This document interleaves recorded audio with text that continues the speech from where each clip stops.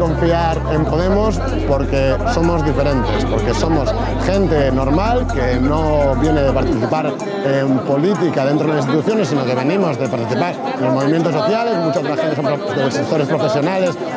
no implicados en la administración, gente corriente que de repente dice hay que asumir la responsabilidad, hay que presentarse a las elecciones para poder quitar a los que llevan ahí toda la vida poniendo las administraciones a funcionar al servicio de unos pocos. Así que el 26 de junio vamos a celebrar que somos más, que vamos con más fuerza y que vamos a poner las prioridades de la mayoría social sobre la mesa.